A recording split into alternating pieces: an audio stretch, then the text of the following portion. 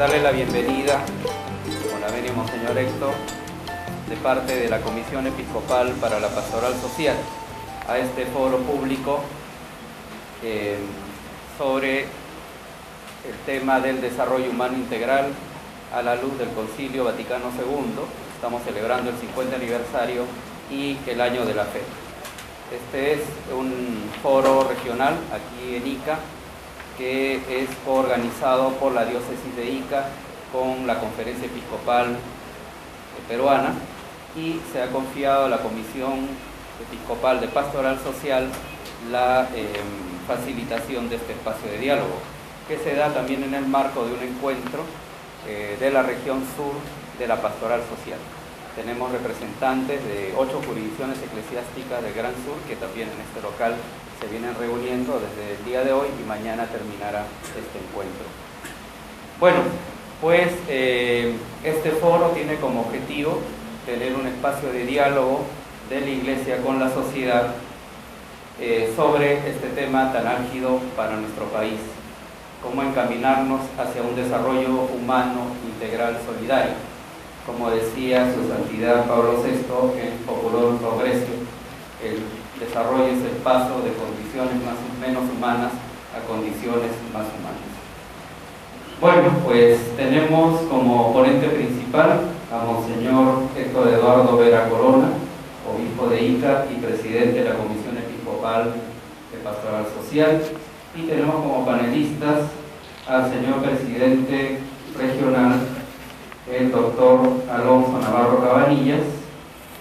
Tenemos ya con nosotros al señor empresario Francisco Maza Pardo, y tenemos previsto también la llegada en algunos momentos del ingeniero Alfonso Lu, regidor de la Municipalidad Provincial de Ica.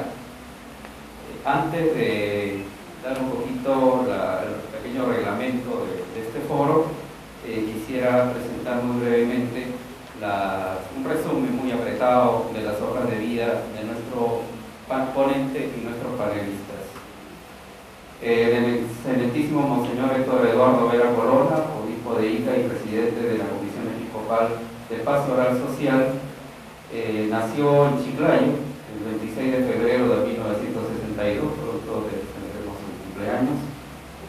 Estudió primaria en el Colegio 11.001 de Campodónico y secundaria en el Colegio Nacional Carl Weiss del Callao. Estudió filosofía y teología en el Seminario Mayor de Santo Toribio Mogrovejo de Chiclayo. En 1987 fue ordenado sacerdote por Monseñor Ignacio María de Orbegoso y Goicoechea, segundo obispo de Chiclayo. Fue nombrado párroco de la parroquia Santo Toribio de Saña, cargo que desempeñó hasta 1992. Antes desempeñó la responsabilidad de la acción social de la parroquia. Como ven, Monseñor este año ha cumplido su voz de plata sacerdotales.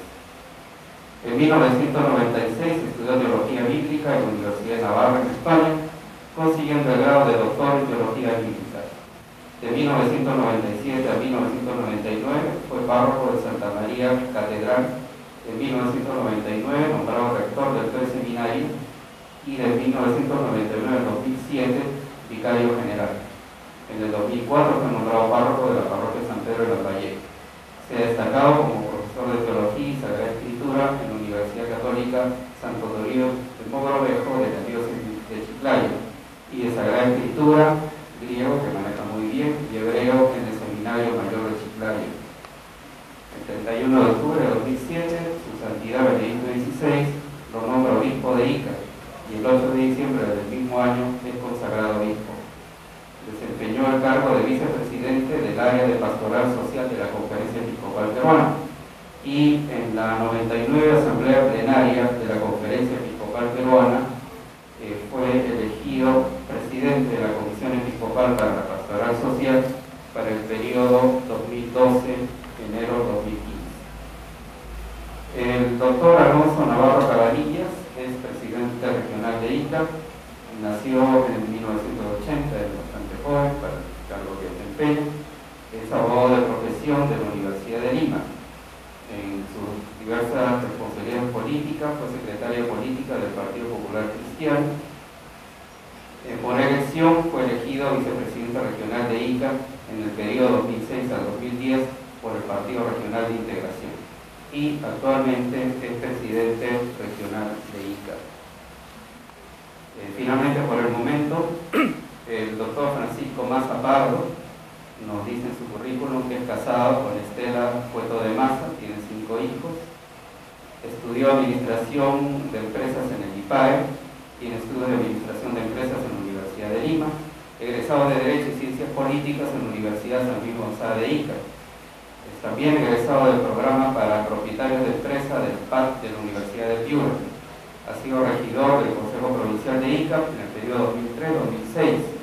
También ha sido gerente general de Oleaginosas Massa SRL hasta el año 96. Luego gerente de rama Sociedad Anónima hasta el 2003. Actualmente es asesor principal de Oleaginosas San José María, Sociedad Anónima Cerrada, y de Goretti, Sociedad Anónima Cerrada. En Ica es considerado como un líder muy reconocido, ya que los artesanos, hoteleros, empresarios turísticos y residentes ven en él un modelo de líder y ha destacado fuertemente en rescatar Huacachina. Pues bien, tenemos realmente muy ilustres el expositor, los panelistas, y el reglamento va a ser el siguiente. El expositor principal tiene 45 minutos para exponer y luego cada panelista tiene 15 minutos para hacer su comentario. Luego de ello pasaremos una ronda de preguntas, para lo cual les ruego revisar su folder que se les ha entregado. Tienen una estelita para hacer su pregunta, en la cual pone el nombre de la persona a la cual está dirigida la pregunta. Bueno, puede ser preguntas tanto para el expositor principal como para los panelistas. Y luego cada uno, expositor y panelistas, tendrán 5 minutos al cabo del tiempo y luego haremos el cierre. Y finalmente quisiéramos que nos acompañen a un compartir al final del foro, un pequeño compartir al final de esta sala, como agradecimiento a vuestra participación. Pues bien, me parece que ya estamos listos para empezar, así que le cedo la palabra a Monseñor Héctor Eduardo Vera Colonna, a quien recibimos con un cariñoso aplauso.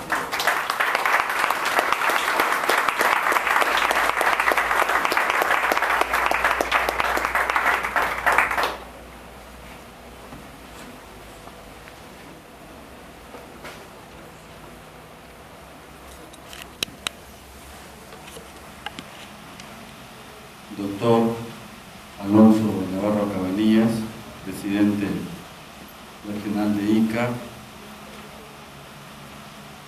el señor José Luis Guasasquiche, vicepresidente regional de ICA,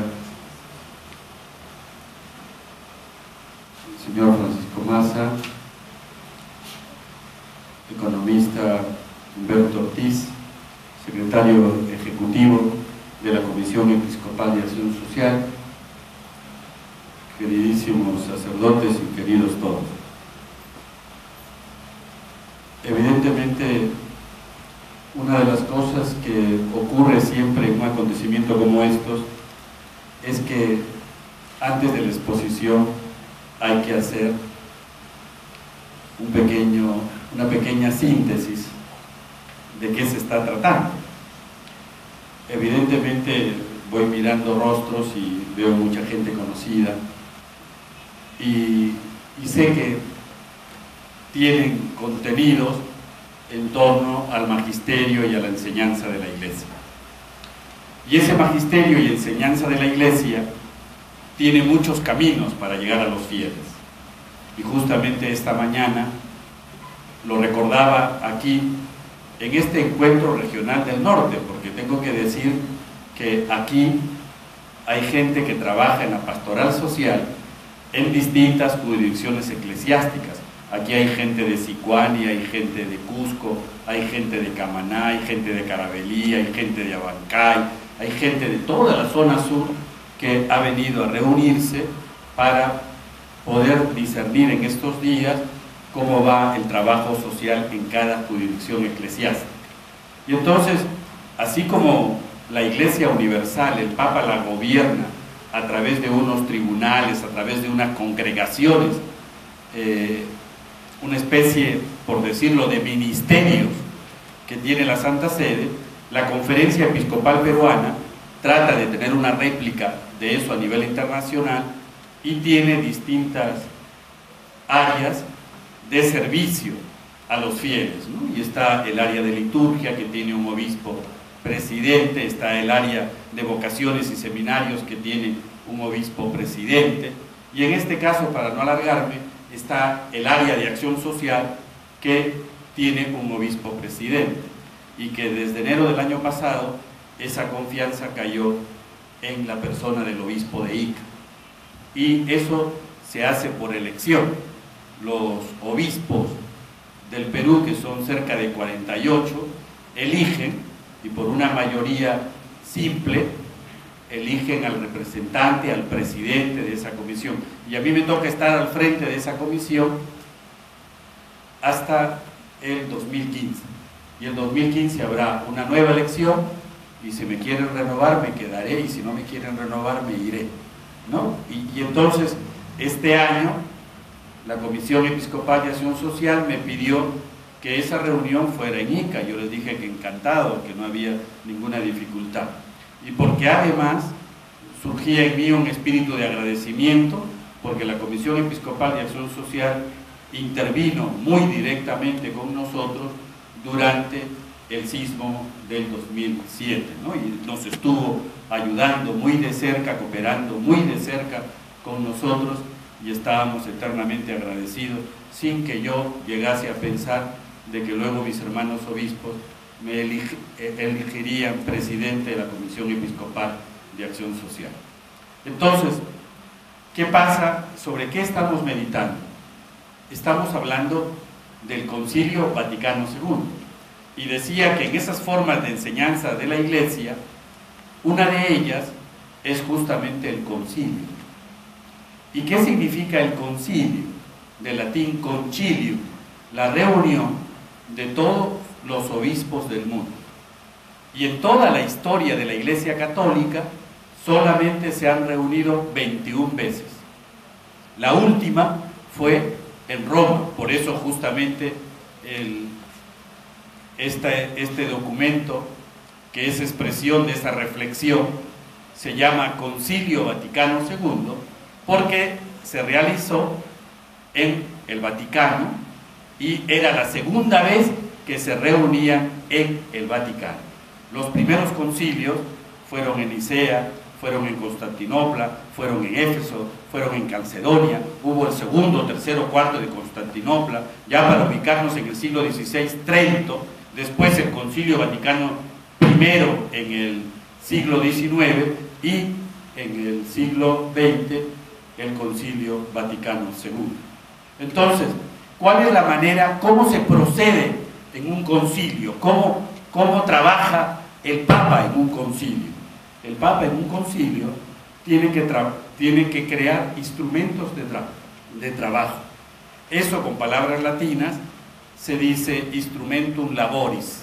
Y para crear ese instrumentum laboris, el Papa hace una consulta a nivel internacional con todos los obispos para que desde sus jurisdicciones eclesiásticas den un aporte, y con eso se fabrica el instrumentum laboris. Y durante muchos años, desde el año 62 hasta el año 66, los obispos estuvieron por épocas reunidos en Roma para repasar cuestiones pastorales y dogmáticas de la vida de la Iglesia. Y entonces eso trajo como consecuencia que se elaborara un documento. Ese documento es se llama Concilio Vaticano II. Y este Concilio Vaticano II fue publicado hace 50 años y tiene categorías de documentos. Tiene constituciones, tiene decretos y luego unas presentaciones sobre aspectos de la Iglesia que necesitan ser renovados. Y entonces siempre se ha dicho que los principales documentos que tiene el Concilio Vaticano II son las constituciones, ¿no? Y una de las cosas que tengo que recordarles para facilidad de ustedes, los documentos de la Iglesia, cuando se denominan, se denominan por las dos primeras palabras que tienen los documentos, en latín. Y por ejemplo, el primer documento del Concilio Vaticano II dice: Lumen Gentium es Christus. La luz de las gentes es Cristo. Entonces, ¿cómo se llama el documento? Se llama Lumen Gentium, que en latín se escribe Lumen Gentium. Y entonces, ese es un documento que trata sobre algunas cuestiones dogmáticas de la Iglesia. El otro documento se llama Gaudium et Spes, traducido al castellano Gozo y Esperanza. Y ese documento es sobre aspectos pastorales de la vida de la Iglesia, ¿no? Y entonces, esa presentación que hace la Iglesia también abarca su organización litúrgica. Y hay un documento que habla de la liturgia de la Iglesia. Y hay otro documento que es el documento en torno a la palabra de Dios, se llama Dei Verbum, ¿no? O sea, y qué bonito es, y lo mismo el documento sobre la liturgia, Sacrosanctum Concilium, porque así empieza ese documento, sus dos primeras palabras latinas, lo mismo que el siguiente sobre la palabra de Dios, ¿no? Palabra de Dios en latín se dice Dei Verbum.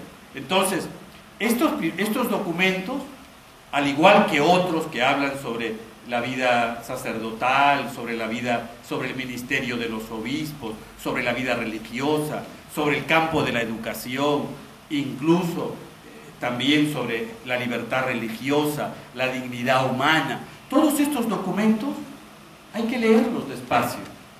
Y una de las cosas, Monseñor, ¿y por qué después de 50 años están haciendo esta presentación? Porque una persona tan sabia y tan inteligente como nuestro amadísimo Santo Padre Benedicto XVI ha percibido que después de 50 años los católicos no conocemos el Concilio Vaticano II. No lo hemos leído despacio. Y quizás, sin afán de ofender, porque veo alguno por ahí, el campo mediático ha tergiversado el contenido de los documentos, nos ha ofrecido una relectura equivocada, un espíritu equivocado de los documentos del Concilio Vaticano II, y ha llegado a los fieles tergiversados. Y entonces dice el Papa: un momentito, vamos a hablar correctamente de los documentos del Concilio Vaticano II, y ha invitado a todos los fieles, a ustedes, ha invitado a todos los fieles a releer el Concilio Vaticano II. O sea, vamos a hacer una relectura del Concilio Vaticano II. Entonces, el tema propuesto, una vez que he hecho esta introducción para que conozcan qué es el Concilio Vaticano II, ¿no? Una serie de documentos publicados como consecuencia de una reunión de todos los obispos del mundo, Hay otra forma de enseñanza en la vida de la Iglesia que se llaman los sínodos, pero a los sínodos no van todos los obispos del mundo, sino la selección de algunos obispos de cada país. En cambio, al concilio, si ahora hubiera un concilio, si al próximo Papa, se le ocurriera convocar un concilio, me tengo que ausentar de Ica porque me tengo que ir a donde sea el concilio, a menos que el Papa determine que el concilio sea en el Perú, y entonces me tengo que quedar, ¿no? Y entonces, en ese tema, digo, si fuera un concilio, pero si es un sínodo, tengo que esperar a que mis hermanos obispos me elijan. En el último sínodo elegimos al arzobispo de Trujillo y al arzobispo de Ayacucho, que fueron los dos que nos representaron en ese sínodo, que es otra forma de evangelizar y de enseñar. Ellos reflexionan, se prepara también el instrumentum laboris, terminan presentando un documento al Papa, el Papa lo lee, el Papa lo repasa, el Papa lo modifica y luego lo publica como una exhortación postsinodal que tiene un tema. El último sínodo ha tratado sobre la nueva evangelización, pero tengo que decir con cierta pena que como ya renunció el Papa Benedicto XVI, este documento no verá la luz hasta que el próximo Papa pueda repasarlo, leerlo y publicarlo. Y nosotros esperaremos pacientemente. Entonces, esta ha sido la introducción que quería hacerles en torno al documento del Concilio Vaticano II para que pudieran conocerlo. En su presentación, Humberto Ortiz citó al Papa Pablo VI en una encíclica suya que se llama Populorum Progressio, justamente porque esa encíclica comienza diciendo el desarrollo de los pueblos, y eso en latín se dice Populorum Progressio, el desarrollo de los pueblos. Y él abarcaba efectivamente el desarrollo, pero la propuesta que le hemos hecho a ustedes es el desarrollo humano. Y efectivamente, yo no solamente quisiera quedarme en el desarrollo, sino que quisiera centrarme primeramente en el hombre, porque estoy convencido que no se produce un cambio económico cuando no se maneja una antropología correcta. Porque si se maneja una antropología equivocada, evidentemente se tergiversan los hechos, se maltrata la dignidad humana. Incluso me encanta que el Papa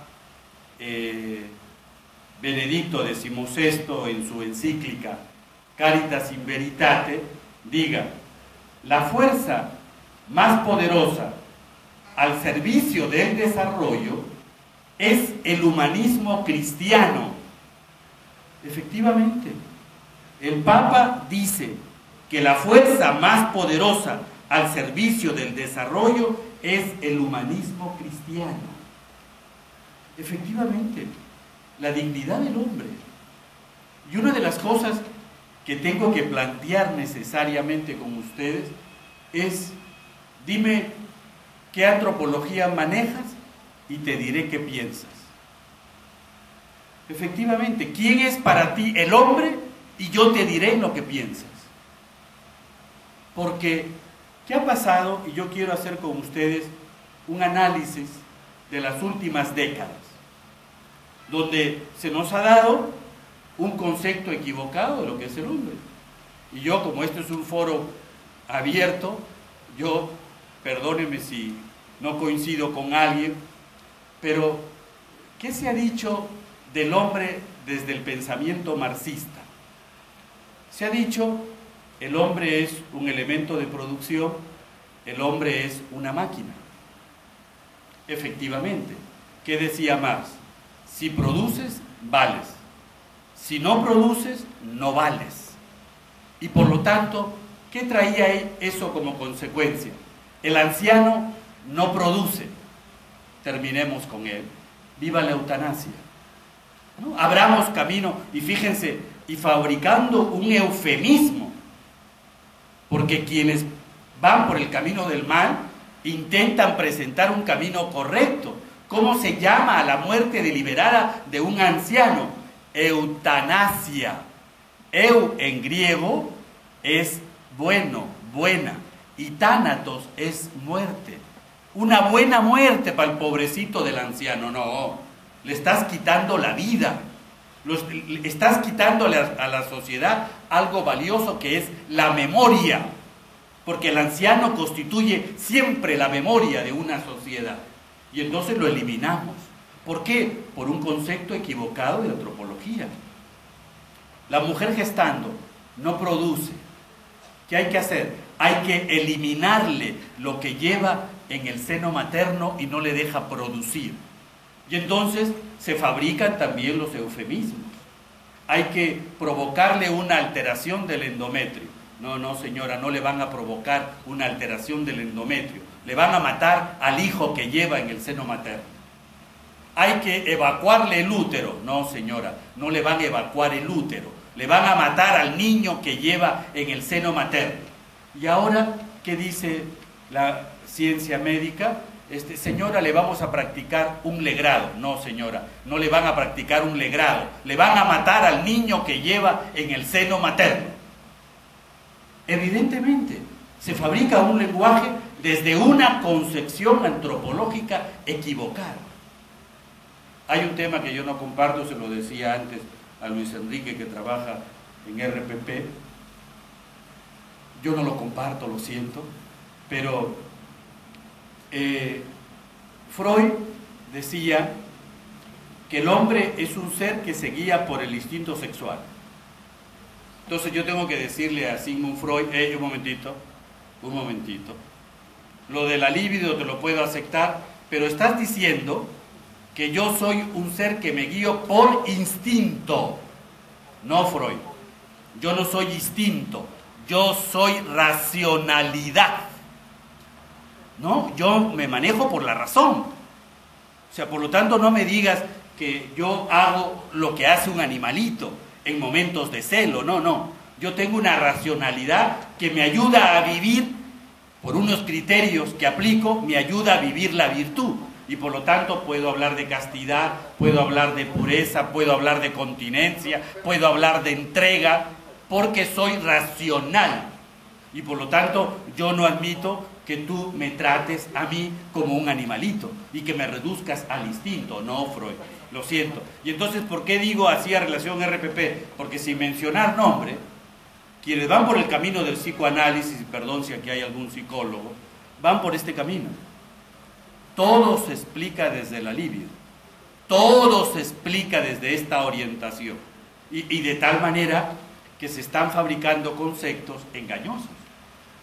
No, se está fabricando pura mentira, y no se puede vivir de esa manera, porque yo digo, ¿se dan cuenta que ahora ya no se habla de sexo?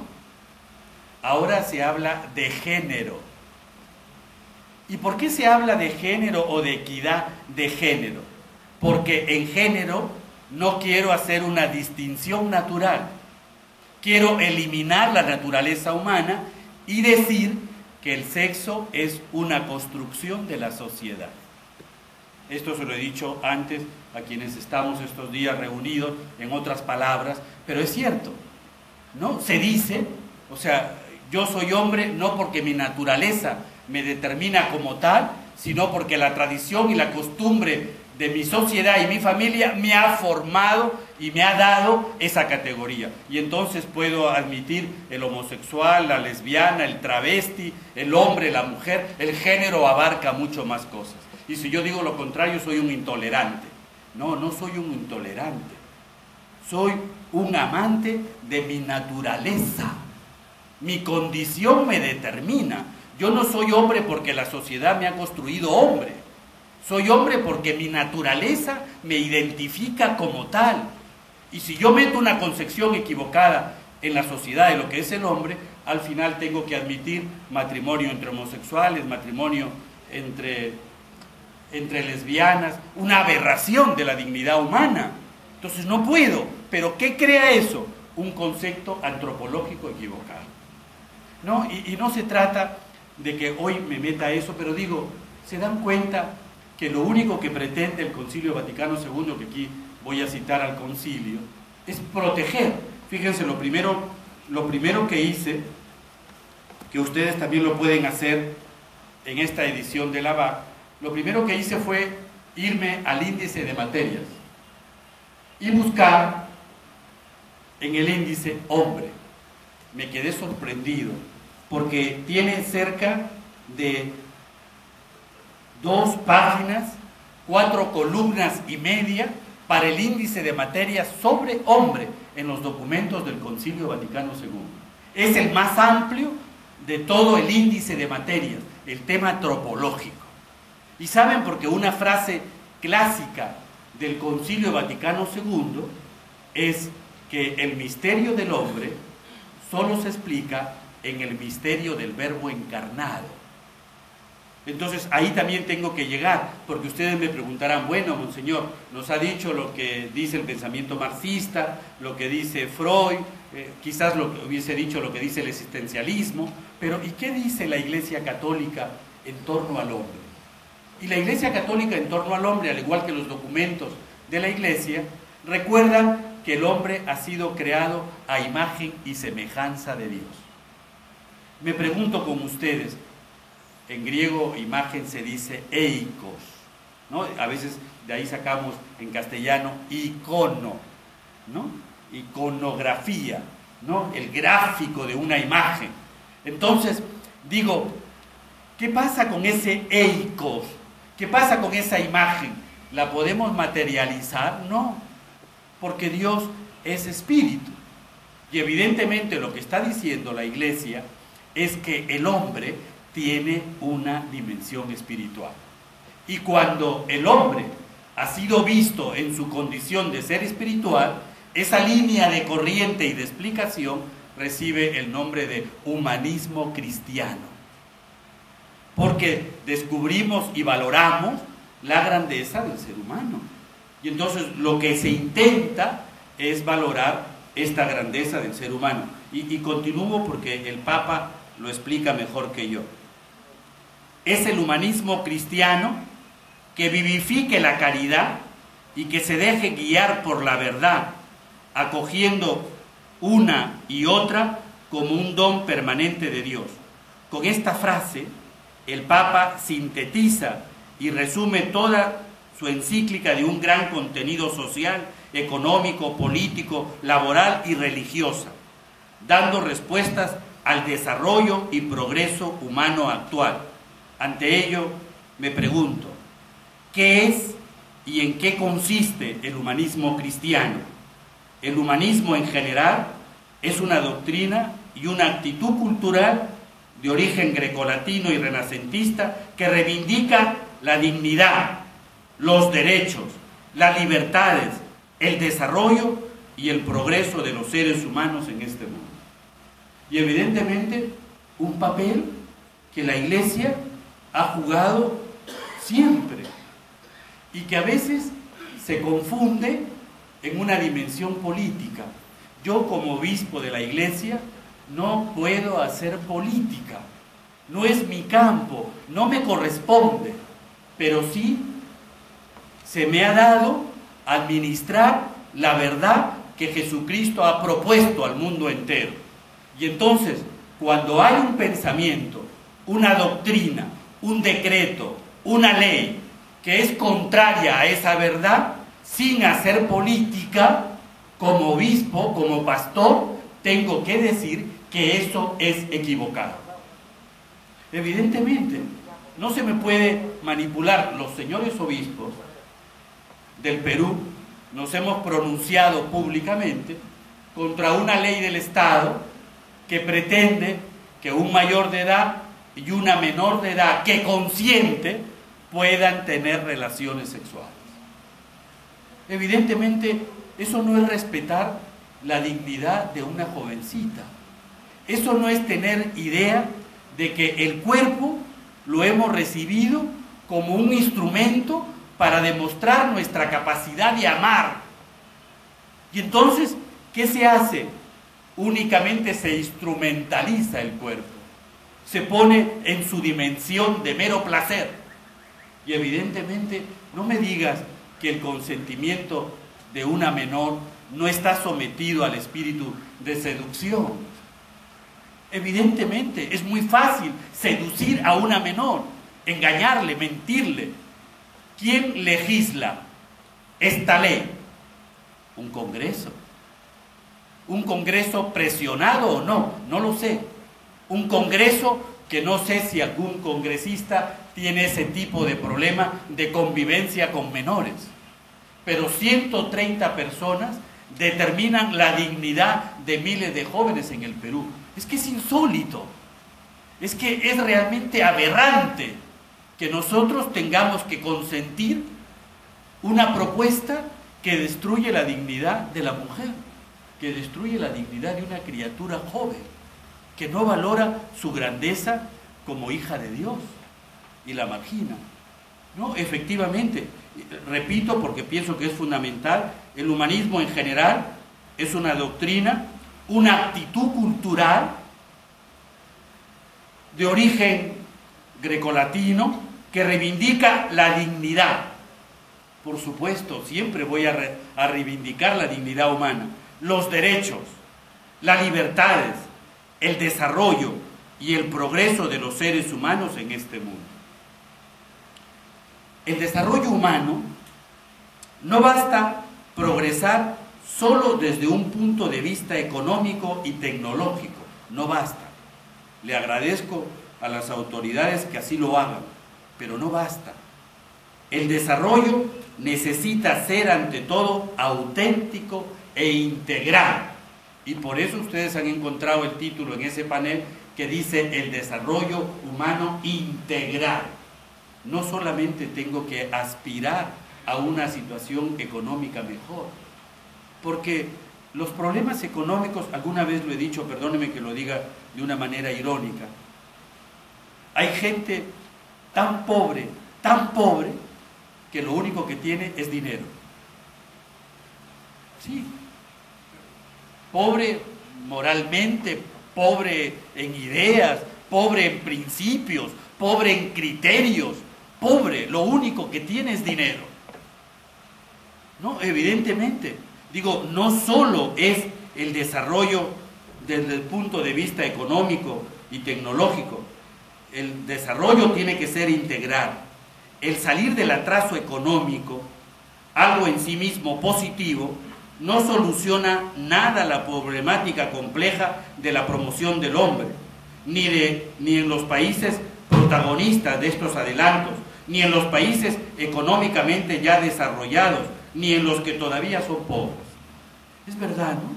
Siempre les decía, con pensamiento del Papa, esta mañana en el encuentro regional, les decía a todos los representantes que evidentemente el cristiano es una persona que tiene que ir contracorriente.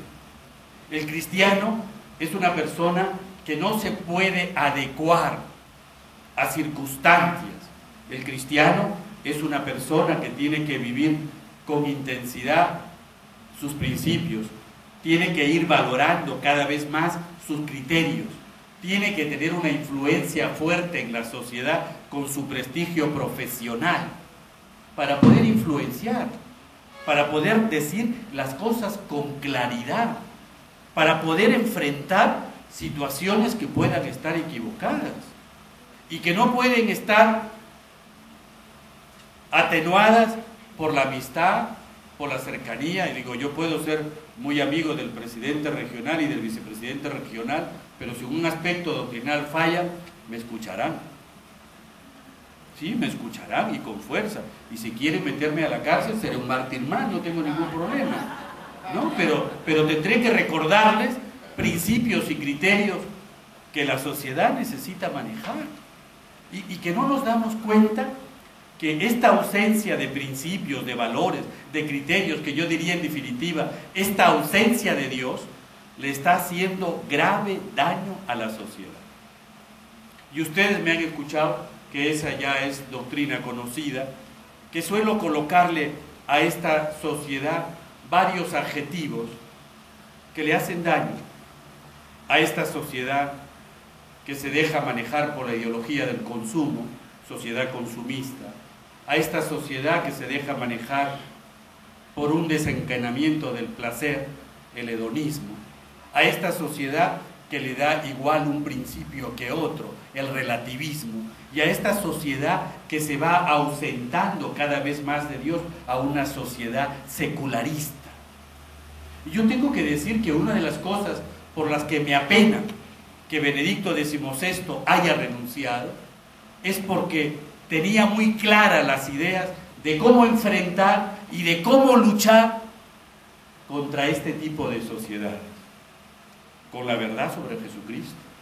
Él no se ha cansado de decir que el cristianismo no es una doctrina, sino que el cristianismo es la identificación con una persona, con la persona de Jesucristo. Y es lo que tenemos que hacer. Y he querido recoger para ustedes, porque el concilio lo ha ido recordando, y el Papa, en una audiencia general del 10 de octubre del año pasado, citaba así, este es el periódico oficial de la Iglesia, se llama l'Osservatore Romano, y el Papa decía, la lección del concilio, ¿no? ¿Qué nos ha enseñado el Concilio Vaticano II? ¿Qué idea fundamental ha valorado el Concilio Vaticano II. Y dice el Papa con lenguaje muy claro, y haciendo alusión a lo que antes citaba Humberto.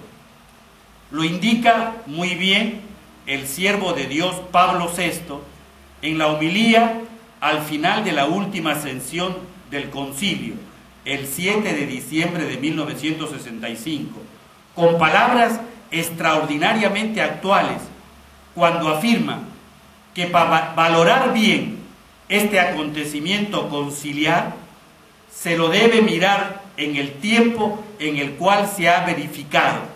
En efecto, tuvo lugar, dice el Papa, en un tiempo en el cual, como todos reconocen, los hombres tienden al reino de la tierra más bien que al reino de los cielos. Un tiempo, agregamos, en el cual el olvido de Dios se hace habitual, casi lo sugiere el progreso científico. Un tiempo en el cual el acto fundamental de la persona humana, siendo más consciente de sí y de la propia libertad, tiende a reclamar la propia autonomía absoluta, emancipándose de toda ley trascendente. Un tiempo en el cual el laicismo se considera la consecuencia legítima del pensamiento moderno y la norma más sabia para el ordenamiento temporal de la sociedad. En este tiempo se ha celebrado nuestro concilio para gloria de Dios en el nombre de Cristo. Fíjense esa claridad del Papa Pablo VI para decir sí, una sociedad que pretende vivir al margen de Dios. ¿Y qué es el hombre sin Dios? El hombre sin Dios cae en estas antropologías que he citado antes, que le quitan la paz, que le quitan la alegría. Yo no sé si en el fondo el concilio, los padres conciliares, querían recordar aquella verdad que ya está presente en el Génesis. Y esa verdad que está presente en el Génesis es que el hombre, con el pecado, no quiso aceptar la dependencia de Dios. La única dependencia válida del hombre, ser criatura. El hombre no quería ser criatura, no quería ser creado, quería ser Dios. ¿Saben? Le dice el espíritu del mal. ¿Sabes por qué Dios te ha dicho que no cojas de aquel fruto? Porque si coges de aquel fruto, serás como Dios. Le gustó esa musiquita al hombre, ser como Dios, ¿no? El Todopoderoso, como si el poder le diera felicidad. No, o sea, y qué pena me da, porque si hago, les he dicho antes, que me dedico a la Biblia, al exégesis, ¿y saben qué me preocupa del texto? No solamente que se le diga al hombre, comerás el pan con el sudor de tu frente, y se le diga a la mujer, concebirás los hijos con dolor, sino que detrás de esas palabras, la interpretación, la hermenéutica, la actualización de ese texto, que Dios le diga al hombre, no quieres mi gobierno, no quieres depender de mí, muy bien, organízate solo. Y yo me pregunto con ustedes, mira lo que ha hecho el hombre organizándose solo. Ha creado odio, división, violencia, orgullo, capricho, prostitución, drogadicción, terrorismo, delincuencia, por no querer depender de Dios. Entonces, ¿cuánta necesidad tiene el hombre de esa dependencia? De esa dependencia que alguna vez he explicado, que está en su misma humanidad. Los griegos, los sabios, los filósofos, por naturaleza, cuando tuvieron que definir al hombre, emplearon el término antropos, ¿verdad? Antropos. Y el término antropos lo desgajamos, la preposición ana, alfa, ni, alfa, para los de matemáticas, por lo menos las alfas le suenan, alfa, ni, alfa, subir, estar en lo alto. Y el verbo trepo, volver, tau, rho, éxilo, pi, omega también suena en matemáticas. Trepo, el verbo volver. O sea, etimológicamente, hombre es un ser que tiende hacia lo alto, que vuelve hacia lo alto. ¿Qué está afirmando el concepto? La trascendencia, la espiritualidad del hombre, que no podemos negarla, que no se puede excluir. Decía un santo de la iglesia, San Juan María Vianney: dejen a un pueblo sin Dios, sin sacerdote, y se volverá un pueblo inmoral. Sí, déjenlo, quítenle esa ausencia de Dios, lo va a volver en un pueblo inmoral. Y hemos visto sociedades que viven al margen de Dios. ¿Y qué ha pasado con ellos? Tendríamos de repente todos que darnos una vueltita por la vieja Europa, donde se ha pretendido dejar a Dios al margen. ¿Y qué ha pasado con esas sociedades?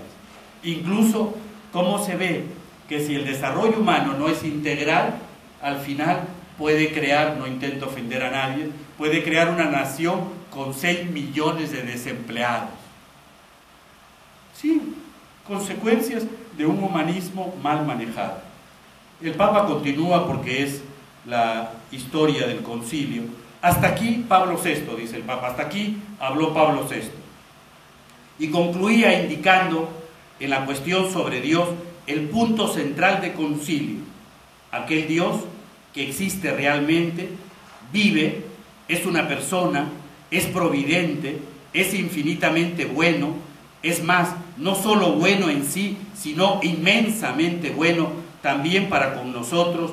Es nuestro creador, nuestra verdad, nuestra felicidad, a tal punto que el hombre, que ese es el tema que me interesaba, a tal punto que el hombre, cuando en la contemplación se esfuerza por fijar la mente y el corazón en Dios, realiza el acto más elevado y más pleno de su alma, el acto que incluso hoy puede y debe ser la cima de los innumerables campos de la actividad humana, de la cual estos reciben su dignidad. Es cierto, ¿no? Y los documentos del concilio lo que van a hacer es recordar que el hombre no tiene que entrar en esta ausencia de Dios, sino que el hombre tiene que vivir siempre en esa búsqueda de lo infinito, ¿no? Hoy uno de los ponentes en este encuentro regional nos recordaba una frase de San Agustín, un santo de la iglesia que llevó una vida muy turbulenta y que buscaba la felicidad en todas partes. Incluso se atrevió a decir: te buscaba, Señor, en el sol, en la luna, en las estrellas, y no me daba cuenta que tú estabas dentro de mí. Y él decía: nos hiciste, Señor, para ti, feciste nos Domine, e cor nostrum inquietum es, y nuestro corazón está inquieto hasta que no descanse en ti, no requiescan in te, hasta que no descanse en ti. Nuestro corazón está inquieto. Es cierto, nuestro corazón que siempre expresa la capacidad de amar. Cierto, digo, no lo sé, hago un pequeño paréntesis, aquí está el doctor Tarazona, no sé si hay algún médico más, pero yo siempre explico, no sé por qué esta masa musculosa es siempre la expresión del amor, ¿no? Pero evidentemente el doctor Tarazona sabe que el amor no está ubicado aquí como sentimiento, sino aquí en la cabeza, ¿no? En ese huesito que tiene forma de murciélago y que se llama esfenoides, que tiene una concavidad que se llama la silla turca, y en esa silla turca está la glándula hipófisis, ¿no? Y ahí el hipotálamo, que controla los sentimientos de una persona. Pero ¿cómo vamos a cambiar en la sociedad y ustedes van y le dicen a su esposa: te quiero con todo el hipotálamo, ¿no? Tu mujer te da una cachetada sonora que dice: oye, qué barbaridades dices, ¿no? Pero evidentemente, ¿qué quiere decir eso? Cuando el Papa dice que la fuerza transformadora de la sociedad es el amor, que aquí en la cabeza, que falta poner mucha cabeza en asuntos, que hace falta pensar muchísimo para poder acertar en ese desarrollo humano integral del ser humano. Y entonces, digo, todo este documento, por eso insisto en que hay que leer despacio este documento, ¿no? Hay que adquirirlo, por supuesto, hay que comprarlo. No es que el Papa, este documento ya está desfasado, necesitamos una ayuda económica, vamos a suscitar una experiencia para que vuelvan a comprar. No. Es que de aquí sacamos mucha riqueza para nuestro pensamiento y nuestro desarrollo personal. Vemos cómo el tiempo en el que vivimos, sigue el Papa, sigue estando marcado por un olvido y sordera con respecto a Dios. Pienso entonces que debemos aprender la lección más sencilla y fundamental del concilio, es decir, que el cristianismo en su esencia consiste en la fe en Dios, que es amor trinitario, y en el encuentro personal y comunitario con Cristo, que orienta y guía la vida. Todo lo demás se deduce de ello. Lo importante hoy, precisamente como era el deseo de los padres del concilio, es que se vea de nuevo con claridad que Dios está presente, nos cuida, nos responde, y que en cambio, cuando falta la fe en Dios, se derrumba lo que es esencial, porque el hombre pierde su dignidad profunda, y lo que hace grande su humanidad contra todo reduccionismo. El concilio nos recuerda que la Iglesia, en todos sus componentes, tiene la tarea, el mandato de transmitir la palabra del amor de Dios que salva, para que sea escuchada y acogida la llamada divina que contiene en él nuestra bienaventuranza eterna. Es cierto, dice que el hombre, la Escritura dice que el hombre fue creado para gloria de Dios y para luego compartir esa gloria con él. No, pero nos quedamos únicamente en una felicidad terrena, nos quedamos únicamente en algo muy temporal, ¿no? Y como ya queda poquitísimo tiempo, voy a terminar con las palabras del Papa. Mirando de este modo la riqueza contenida en los documentos del Vaticano II, quiero solo nombrar las 4 constituciones, casi los 4 puntos cardinales de la brújula capaz de orientarnos. La Constitución sobre la Sagrada Liturgia, Sacrosanctum Concilio, nos indica cómo en la Iglesia al inicio está la adoración, está Dios, está la centralidad del misterio de la presencia de Cristo. Y la Iglesia, cuerpo de Cristo y pueblo peregrino en el tiempo, tiene como tarea fundamental glorificar a Dios como lo expresa la Constitución dogmática Lumen Gentium. El tercer documento que quiero citar es la Constitución sobre la Divina Revelación, Dei Verbum. La palabra viva de Dios convoca a la Iglesia y la vivifica a lo largo de todo su camino en la historia, y el modo como la Iglesia lleva a todo el mundo la luz que ha recibido de Dios para que sea glorificado. Es el tema de fondo de la Constitución Pastoral Gaudium et Spes. Y el Papa termina, yo también termino. El Concilio Vaticano II es para nosotros un fuerte llamamiento a redescubrir cada día la belleza de nuestra fe, a conocerla de modo profundo para alcanzar una relación más intensa con el Señor, a vivir hasta las últimas consecuencias nuestra vocación cristiana. Y es cierto, eso es muy bonito, vivir hasta las últimas consecuencias nuestra vocación cristiana. Y si como cristiano y como católico me toca estar en una situación política, tengo que demostrar mi fe tratando de presentar los criterios que la Iglesia me presenta. Pues yo les agradezco y que efectivamente los documentos del Concilio Vaticano II sean conocidos por todos ustedes. Muchísimas gracias.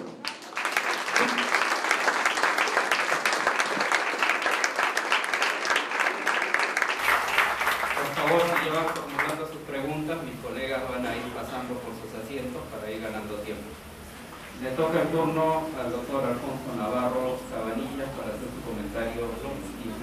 Alonso Navarro Cabanillas. Y bueno, tiene 15 minutos para el comentario.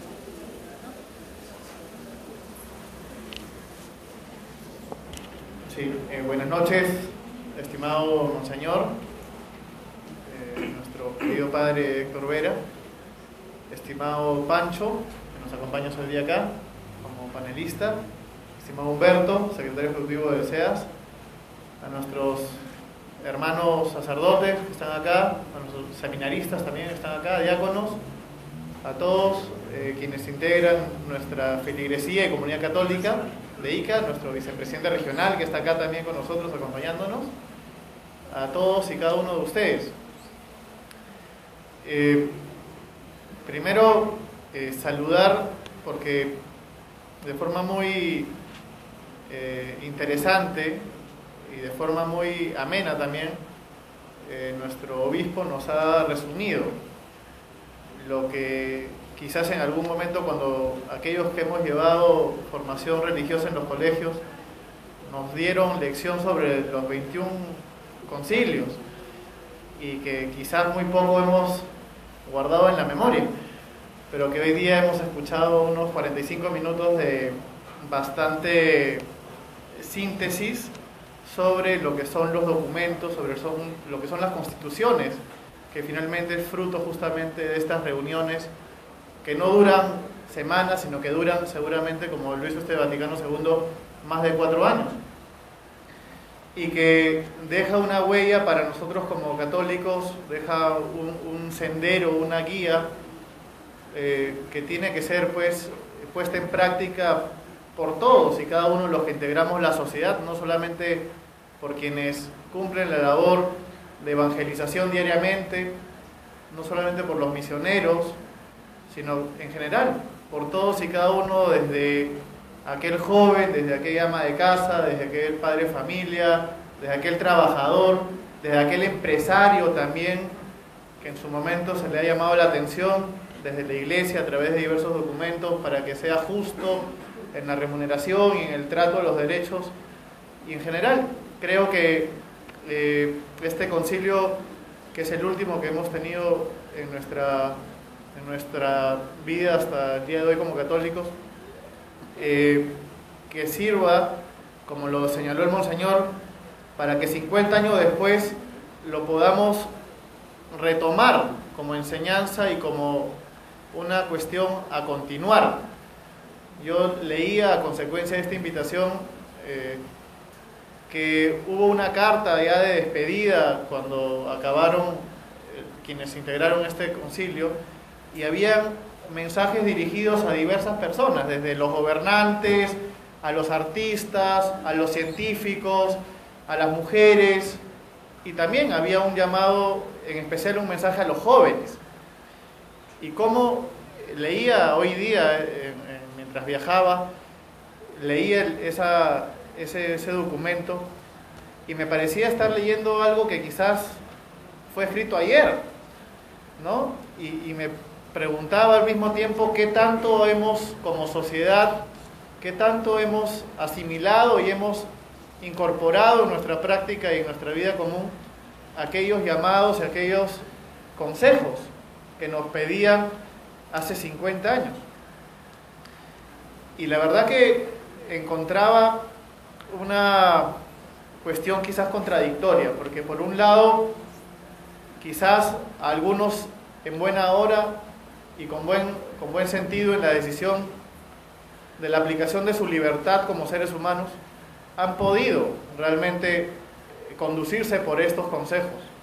Pero hay otros, desgraciadamente, y como lo señalaba nuestro Monseñor, en países en donde la cuestión económica no es la que distingue la visión antropológica o la aplicación religiosa de la fe o de la concepción de la vida, sino que es quizás muchas veces corrientes, como lo he explicado de forma sucinta pero muy clara, las 4 corrientes que hoy día están invadiendo desde ya varias décadas nuestra sociedad: el consumismo, el hedonismo, el secularismo y la visión final del relativismo, que no hay nada peor que simplemente dudar de la verdad, hasta el punto que creemos, o mejor dicho, no creemos en absolutamente nada. Por lo tanto, desde el punto de vista político, que es hoy día donde me han convocado a esta reunión, Monseñor, obviamente un gobierno regional, que es una institución de personas, compuesta por personas y que trabaja para las personas, debe tener presente siempre la enseñanza, primero, de nuestras leyes divinas. Obviamente yo soy abogado de formación profesional, pero me enseñaron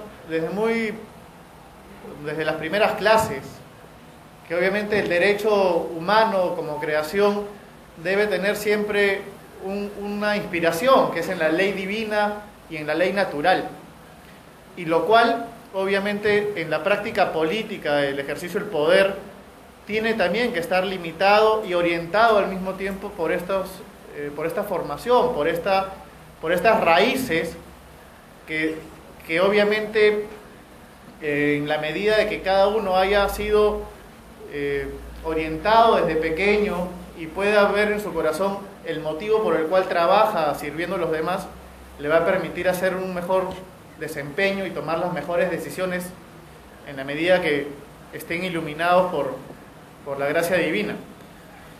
Y veía, por ejemplo, y escuchaba hoy día acá la visión antropológica. Y efectivamente, el Monseñor nos detalla, por ejemplo, una de las famosas corrientes, como fue la corriente marxista, que termina limitando al hombre simplemente como un agente económico de producción, que termina limitándolo al hombre en la medida que si eres o no eres útil a la sociedad, vales, y si no eres útil o no produces o no generas riqueza, por lo tanto eres un estorbo y eres una incomodidad. Ello, obviamente, para nosotros, y hago mención a mi formación religiosa una vez más, no podemos entender, porque yo no me siento una máquina. O sea, hoy día alguien me contaba, quizás de forma anecdótica, me decía que alguien le había dicho a otra persona: oye, tienes un cortocircuito, ¿qué te ha pasado? Y el otro le respondía: oye, yo no soy un robot para tener cortocircuito, ¿qué te pasa? ¿No? Entonces, aplicando ese ejemplo un poco ameno, lo aplico yo también acá. O sea, nosotros no somos máquinas que enchufamos a la pared o nos cargamos con el sol o ponemos el viento a que nos dé un molino, un aspa y nos dé energía, ¿no? Sino que somos personas que tenemos una triple unidad, que somos seres biopsicoespirituales, ¿no? O sea, en la medida que tenemos obviamente un cuerpo, una masa, tenemos una mente y tenemos al mismo tiempo un espíritu, que es nuestro alma, que es justamente nuestra semejanza, es nuestra huella como hijos de Dios, y que es finalmente el motor real de nuestras acciones aquí, en este planeta, en esta vida. Por lo tanto, invocar siempre que esa visión de lo que uno es sea una visión completa y no simplemente parcial de lo que algunos han pretendido ponernos como techo, como límite, ¿no?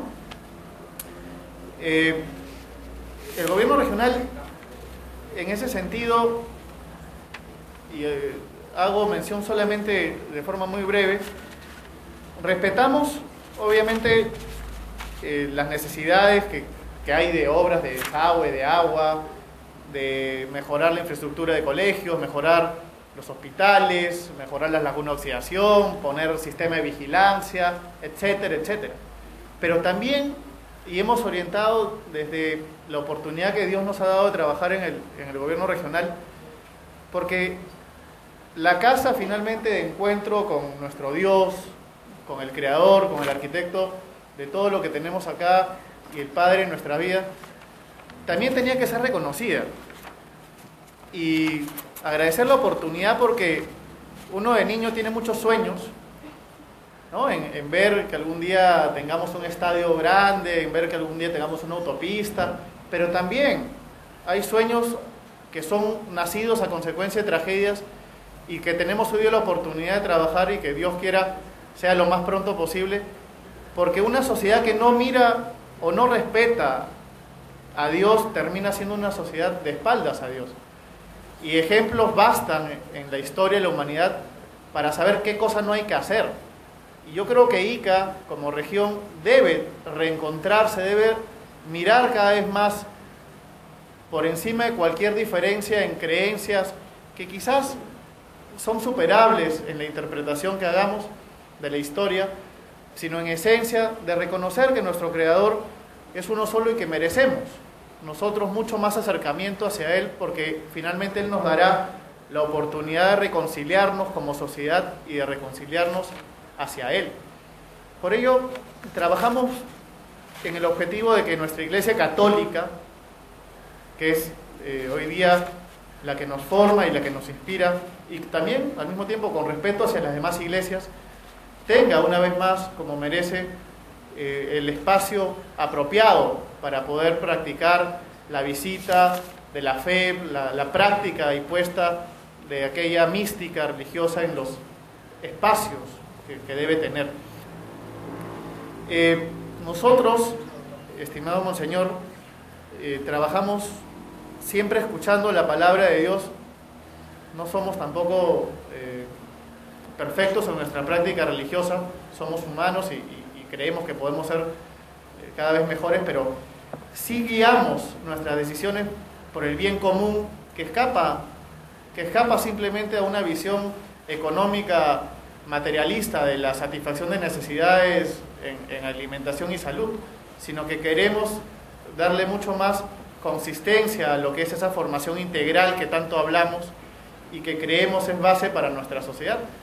Yo estudié en un colegio que tuve que sufrir, y lo digo porque era sufrimiento, desde las 8 de la mañana hasta las 4:30 de la tarde. Estudiaba todos los días, de 8 de la mañana a 4:30 de la tarde. Y terminábamos las últimas 2 horas o 1 hora y media con ejercicio físico. Desde clases de artes marciales, pasando por fútbol, básquet, béisbol, taekwondo. O sea, hacíamos que quisiera yo esa educación la tengan todos los iqueños y todos los peruanos. Porque era una formación que no solamente nos agotaban el intelecto y el esfuerzo de memorizar y de aplicar la inteligencia, sino que también teníamos una formación religiosa, una formación en solidaridad, en generosidad, en principios básicos y también en esfuerzo físico, que es lo que finalmente nos permite tener un desarrollo completo de lo que somos.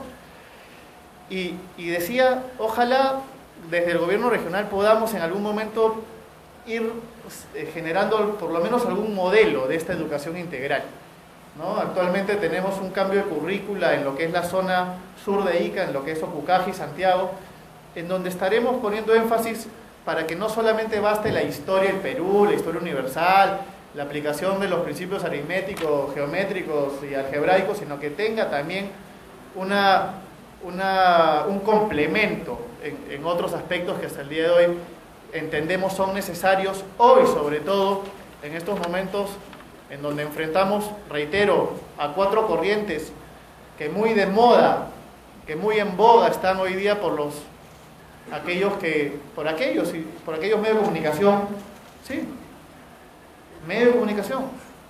No les gusta a veces que choquemos, pero es así. Una sociedad se forma por su familia, por sus padres, por sus colegios y por los medios de comunicación. Y muchas veces los medios de comunicación mal enseñan simplemente en la búsqueda de rating, en la búsqueda de llamar quizás al instinto que no es humano, sino que es un instinto quizás netamente pasional o morboso, a atraer la atención de algo que llama la curiosidad. Por ello, esperemos que lo que se concluye en esta nueva currícula, que es un ejemplo, un modelo parcial para Ica, que es en la zona de Santiago o Cucaje, aquí en esta provincia, complemente esta formación que todos queremos en nuestros jóvenes y en nuestros niños. Efectivamente, el hombre no tiene instintos, eso lo sabemos, ¿no? O sea, el hombre tiene capacidad de autocontrol, tiene inteligencia, tiene un espíritu, y por lo tanto se rige por racionalidad y por tendencias. El hombre tiende a hacer algo, tiende a escoger algo en la medida que obviamente tiene la capacidad de escoger, en la medida que tiene libertad. Y acá comparto una definición de libertad que a mí me pareció súper interesante, ¿no? Y que la digo cada vez que he tenido oportunidad de hablar con jóvenes en las visitas a las universidades que hago, digo, ¿quién de acá se siente libre? ¿No? Y varios, o todos, mejor dicho, nos sentimos libres, pero yo les pongo ejemplos. O sea, a ver, vamos a poner ejemplos. Estuvimos en la discoteca y de repente en la discoteca sentíamos calor y nos tomamos una cerveza. Sí, claro. Pero de repente la cerveza estaba rica y nos tomamos 2 cervezas. Y la segunda llevó a la tercera y nos sentíamos quizás ya que éramos más bonitos, ¿no? Más bacanes. Y de repente llegaste a la casa con malestar, con dolor de cabeza y claro, te reías con todo el mundo y sentías que habías sido libre, ¿no? Porque tus papás no te veían y sentías que eras libre porque tú tenías la decisión de escoger qué hacer. Pero claro, no miraste las consecuencias que podías tener en tu propia salud o en las acciones que podías cometer. Entonces, terminamos, y digo yo, entendiendo que la libertad no es escoger simplemente lo que quiero, o no es escoger entre lo bueno y lo malo, ¿no? Porque muchas veces se define la libertad es aquella capacidad que tienes para escoger entre lo bueno y lo malo, sino que terminamos definiendo que la verdadera libertad como capacidad, como una virtud humana, termina siendo la capacidad de escoger entre lo bueno y lo mejor. Uno es libre realmente, sin ataduras, en ningún tipo de ataduras, desde, como lo señaló Monseñor, desde aquellas que Freud nos hace saber que pueden ser por nuestra libido, por nuestro eros, ¿no es cierto? O tampoco por la simplemente pasión de querer sentirme poderoso, o por el deseo de querer sentirme quizás en otro nivel. Esa libertad obviamente se rompe cuando nos volvemos esclavos de algo. Y por eso la esencia real de la verdadera libertad es escoger entre lo bueno y lo mejor. ¿Para quién? Para cada uno. Que obviamente desde la visión antropológica que tengamos de la vida y de nosotros mismos, buscaremos siempre escoger lo mejor. Y lo mejor es el bien para nuestra vida hoy y mañana. El humanismo cristiano es principio fundamental para nosotros. En este sentido, yo pertenezco a un partido que se llama PPC y que quizás no es parte fundamental la doctrina social de la Iglesia, las enseñanzas o todo esto, pero que sí en alguna parte del partido, en alguna corriente del partido estamos tratando de que se respete mucho más porque somos cristianos. No solamente somos para el título del partido, sino que debemos, como señaló Monseñor y como lo dijo alguien, que no tome nota, Monseñor, el cristianismo es la identificación con Cristo. Es tener la voluntad de vivir, de actuar, de pensar y de sentir como Jesús lo hizo. Eso es realmente el cristianismo, tener el ejemplo de Él para poder copiar en el buen sentido y sin ningún roche, copiar la capacidad que Él tuvo de perdonar, por ejemplo, cuando lo estaban sometiendo a flagelos. ¿Qué de malo tiene perdonar? ¿Qué de malo tiene entender al otro? No tiene nada de malo. ¿Qué tiene de malo ser humilde y sencillo cuando le lava los pies a aquellas personas por voluntad de Él? No tiene absolutamente nada de malo. Por eso, estimado Monseñor, nosotros acá, como católicos hoy día, en verdad, gracias por hacernos recordar las enseñanzas, los mensajes de este concilio y en general los mensajes de nuestra Iglesia a lo largo de su historia, porque obviamente nos va a hacer ansiosos nuevamente de cada vez buscarnos interiormente, de ver, como dijo San Agustín, dónde está nuestro Dios hasta poder encontrar la alegría de poder verlo y de poder seguirlo. Yo culmino estas palabras simplemente señalando que la fe, aquellos que son un poco más hacia la ciencia, la fe termina siendo, en una analogía, lo que viene a ser el oído a la vista. La vista sería la razón, el oído es la fe. Cuando logramos sincronizar el oído y la vista, tenemos una visión completa de las cosas, un entendimiento mejor de lo que nos rodea. Y es así, nuestra razón y la fe tienen que ir unidas para poder entender la visión de vida antropológica y sociológica de nuestra comunidad en esta etapa de nuestra vida. Yo concluyo simplemente agradeciéndole, Monseñor, una vez más por la lucidez de sus palabras y porque se aprecia mucho los mensajes que usted nos da cada oportunidad que lo escuchamos, y en especial hoy día donde se ha congregado a gente que servirá y serviremos como multiplicadores de estos mensajes que hoy día recibimos. Gracias.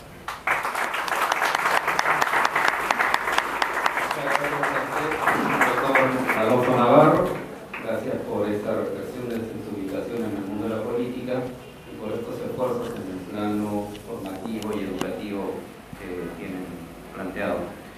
El turno para el doctor Francisco Massa, una reflexión desde su ubicación en el mundo de la empresa.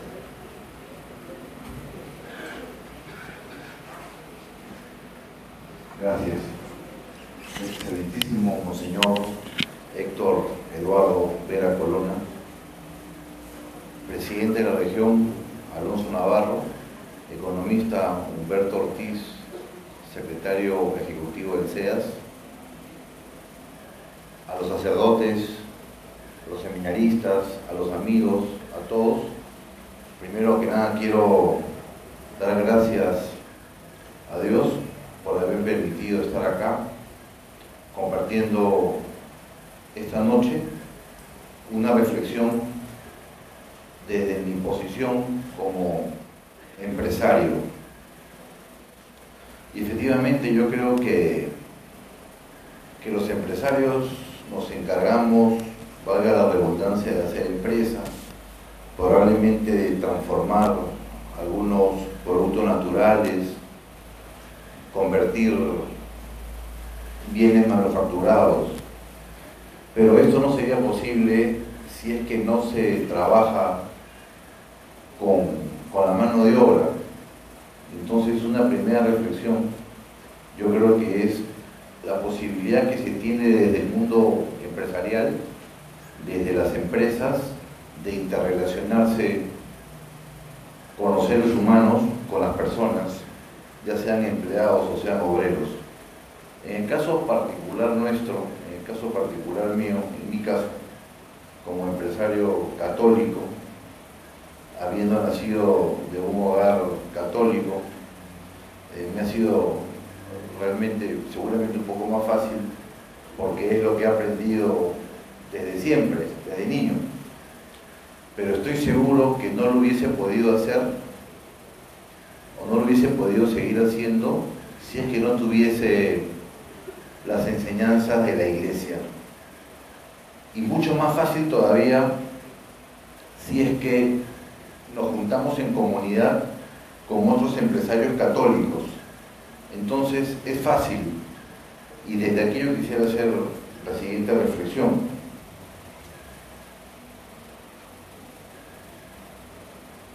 Para los ojos de Dios, todos somos iguales.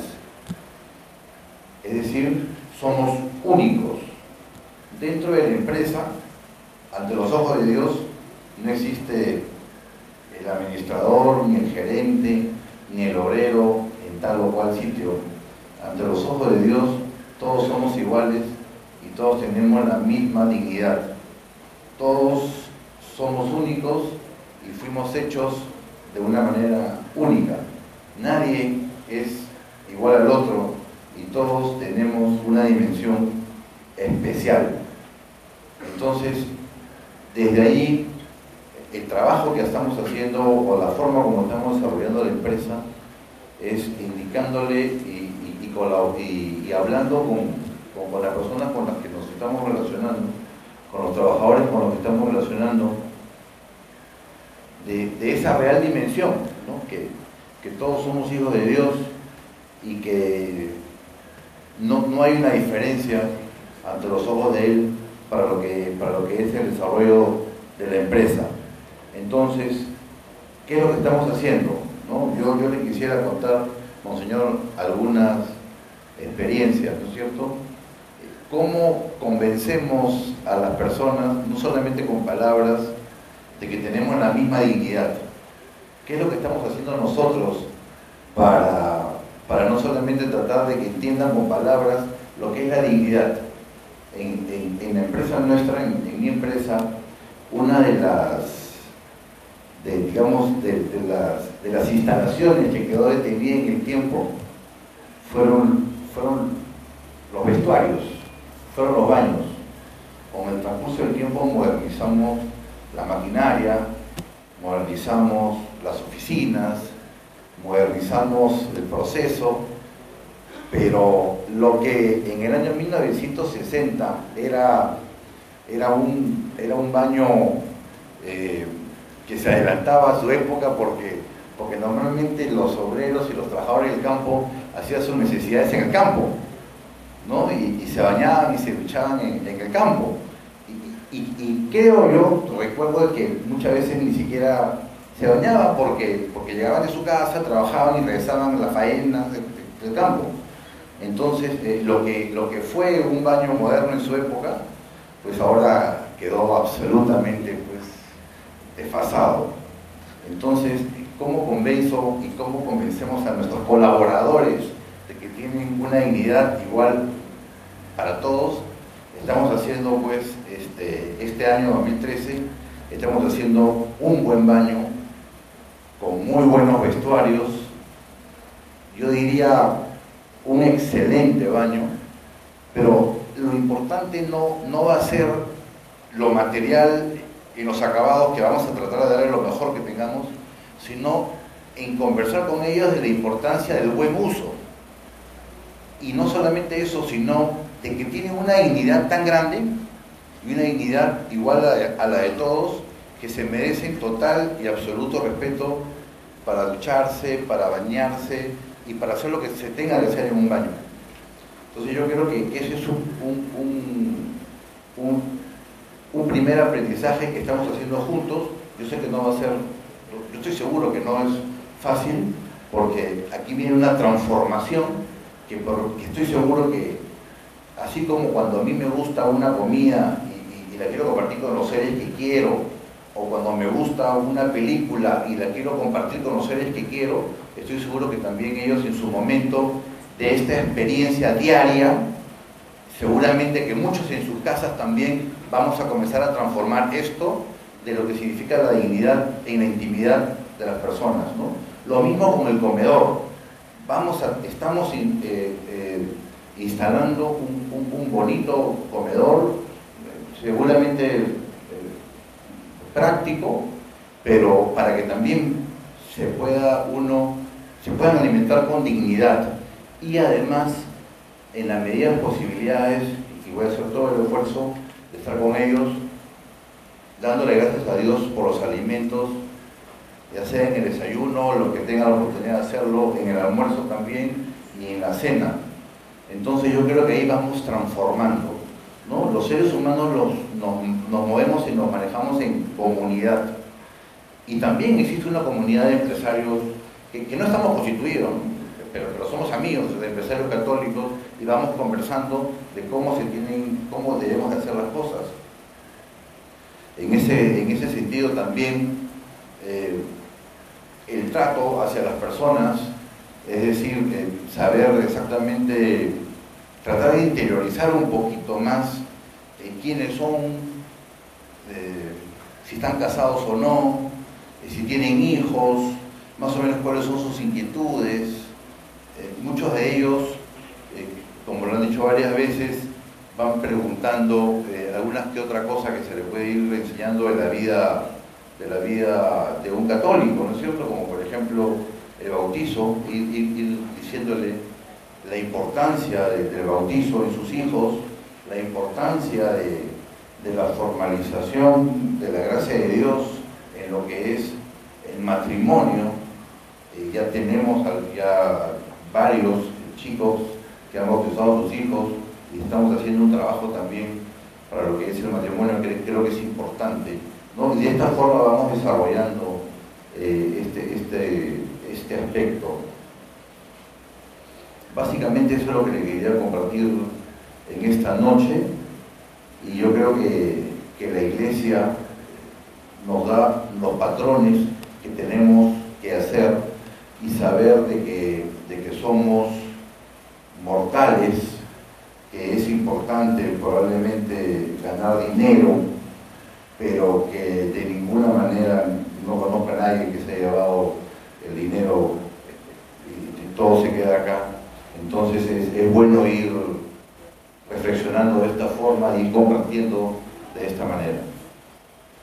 Eso es lo que quería compartir con ustedes esta noche. Muchas gracias, doctor Francisco Mazo, y su comentario nos hacía recordar la centésimos años en el número 35, que define a la empresa como comunidad de personas. Muy bien. Bueno, pasamos ahora a la etapa de la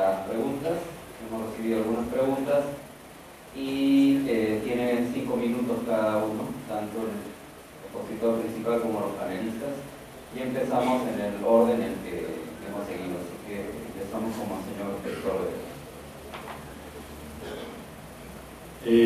Me han hecho la pregunta de cómo mostrar la verdad, no imponiéndola en el campo político, ya que todos pueden tener la verdad. Eso se llama relativismo. Eso de tener la verdad es justamente relativismo, porque lo que dice el relativismo es que no existe la verdad absoluta. Yo tengo que decir, quizás lo voy a decir con el pensamiento de Santo Tomás de Aquino, que decía: veritas es adequatio rei intellectus. Y él decía, la verdad es la adecuación de la cosa a la mente, o sea, la objetividad.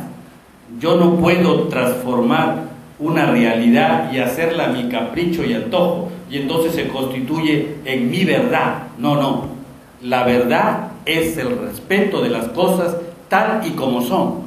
La verdad es sinónimo de objetividad, y de tal manera que esa verdad también la tiene que manejar el político. El político no tiene su verdad, el político tiene que estar adherido al campo de la verdad, y esa verdad tiene que iluminar su quehacer. Él tiene que manejar la verdad de la vida, él tiene que manejar la verdad del matrimonio, él tiene que manejar la verdad de la dignidad humana, él tiene que manejar la verdad de su compromiso social, él tiene que manejar la verdad de las relaciones humanas. O sea, él tiene que manejar lo que decía el presidente regional, la verdad de la libertad, que va unida grandemente a la responsabilidad. Y efectivamente, o sea, eso es, y evidentemente la verdad es una, no hay varias verdades. Y entonces no se trata de que yo maneje a un político, no, por favor, sería lo último que tuviera que hacer, ¿no? Sino lo que tengo que recordarle al político, esto que decía el presidente regional, que mientras leía los documentos del concilio se encontraban los distintos mensajes, y aquí está el mensaje a los gobernantes, ¿no? Y efectivamente, ¿qué les pide el concilio? Lo que decía el presidente regional, la búsqueda del bien común, no intereses personales, el bien común. Para eso he sido elegido, para poder administrar los bienes de la comunidad en favor de una comunidad. Luego se me pregunta por qué no se pone al mismo nivel de la enseñanza de la Biblia el catecismo de la Iglesia. Yo estoy de acuerdo, o sea, hay que potenciar mucho más la enseñanza del catecismo de la Iglesia. O sea, una familia católica tiene que tener una Biblia en su casa, pero también tiene que tener un catecismo de la Iglesia católica, porque ahí está la esencia de las verdades de fe, ¿no? Incluso el catecismo de la Iglesia es como una síntesis, una condensación de las ideas que da el Concilio Vaticano II. Ahí aparecerá citado continuamente el Concilio Vaticano II. ¿De qué manera podemos fortalecer en los jóvenes el tema de la dignidad, partiendo desde el punto de vista de mirar con fe a la vida? Es cierto, acababa de decir antes que la fe católica no solamente debe ser transmitida, sino que además debe ser entusiasmante. Y le explicaba a ellos que entusiasmo viene de dos palabras griegas, la preposición en y el sustantivo theos, enteos. ¿Quién es una persona entusiasta? Una persona que vive en la presencia de Dios. Entonces la fe tiene que ser transmitida y entusiasmante. Y cuando la fe se transmite entusiasmantemente, se hace atractiva a los jóvenes, ¿no? Y efectivamente, yo pienso que si están aquí los seminaristas de la diócesis, son jóvenes, y jóvenes que se han entusiasmado por el camino de transmitir la fe. Podían tener algunas otras oportunidades humanas. Algunos de ellos han tenido carrera civil y la han dejado para seguir el camino de lo divino. O sea, debe ser que la fe está en ellos creando un entusiasmo, una presencia de Dios que le lleva a transformar una realidad, ¿no? y hacerla diferente. Escuchaba de repente en su humildad el doctor Massa, y uno de los detalles por los que yo hoy lo había invitado es que si alguna vez por falta de materia que tiene que transformar, sus empleados se quedan sin trabajo, me dice: Monseñor, no hay una labor social ahí donde mis obreros puedan estar, porque de todas maneras le voy a tener que pagar. Entonces que aprovechen. Y efectivamente, muchas veces me los ha prestado. Por ejemplo, lo digo en la casa hogar que están haciendo las religiosas Hermanas del Sagrado Corazón y de los Pobres en esa zona marginal de Guadalupe, en Vía Rotary, y ahí él ha mandado a sus empleados y a sus obreros para que hagan una labor social allí, en ese sitio que lo necesita, porque a futuro va a cuidar a 50 niños y 50 niños. Yo explico una realidad. Ahí viven familias migrantes. Aquí está uno de los secretarios de Movilidad Humana, de Migración, y ahí llegan familias migrantes de escasos recursos que viven en viviendas de esteras y que salen a trabajar a los fundos, él y ella, y que sus niños se quedan solos en casa, expuestos a los peligros de esa sociedad hedonista. Y entonces, evidentemente, ¿qué hacen estas religiosas? No, niños, vengan para acá, nosotros los cuidamos hasta que vengan sus padres, y nosotros procuramos que ustedes tengan. Hombre, ¿vale la pena apoyar esa labor? Por supuesto que vale la pena apoyar esa labor, porque dignifica la dignidad humana.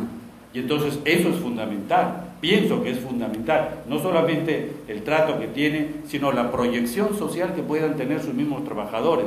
No solamente es obtener un bien económico, sino es proyectarte hacia los demás, que eso es fundamental. ¿Cree usted que las sectas destruyen el desarrollo integral de una persona cristiana? No, no lo creo. Yo pienso que si en ellos hay rectitud de intención, también pueden encontrar la verdad. Y evidentemente, el Papa está hablando continuamente de una realidad ecuménica, de diálogo con aquellos que no son católicos y que podían tener en su vida rectitud de intención. Yo no tengo problemas aquí en Ica. Tengo que decir que algunos pastores me saludan con cariño. He contado siempre que conozco, no sé si con cuántos alcaldes tiene Ica, pero conozco a un alcalde que es protestante. Y siempre que llego me dice: Monseñor, la bendición. ¿No? Tenemos tal nivel de relación con él que hemos trabajado juntos en el tiempo de la emergencia. Ha intervenido CEAS, ha intervenido Cáritas en su distrito, logró que yo pusiese en su distrito unas religiosas para llevar un colegio de fe y alegría, protestante, y ofreció una casa suya para que vivan las religiosas y ese colegio pueda salir adelante, y él es protestante. Yo le digo: oye, ¿por qué no te conviertes? No, me meto en problemas familiares, Monseñor. No, porque debe ser que la mujer es protestante y entonces me meto en problemas familiares, pero creo que ahí también hay un signo de verdad. ¿Cómo nos ayuda la fe en el desarrollo humano integral? Por supuesto, eso quizás habría que haberle dedicado más tiempo, de todo lo que puede significar una vida de fe. No solamente tener la fe, sino vivir de la fe.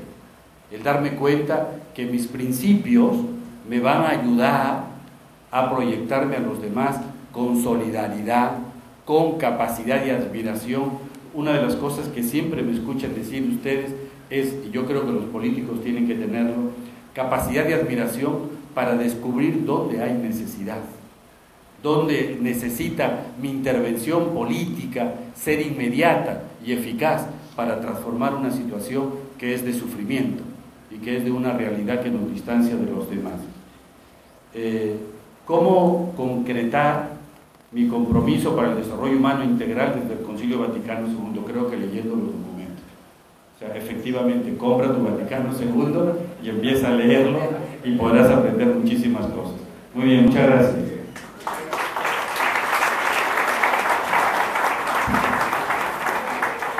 Señor, muchas gracias. La palabra al doctor Alonso Navarro.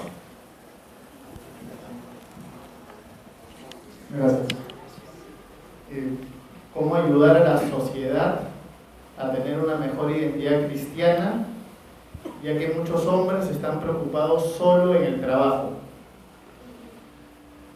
¿Cómo ayudar a la sociedad? La sociedad está compuesta por personas. Entonces, antes que hablar de ayudar a la sociedad, diríamos cómo ayudar a la persona para tener una mejor identidad cristiana, ya que muchos están preocupados solo en el trabajo. Yo creo que el cristiano, y estoy acá como alumno del Monseñor, ¿no? Yo creo que el cristiano, en verdad es cristiano las 24 horas al día, los 365 días del año, en cualquier lugar. Si me toca preocuparme por el trabajo, tengo la oportunidad también de ser un buen cristiano y poner en práctica mis principios y mis valores en el trabajo.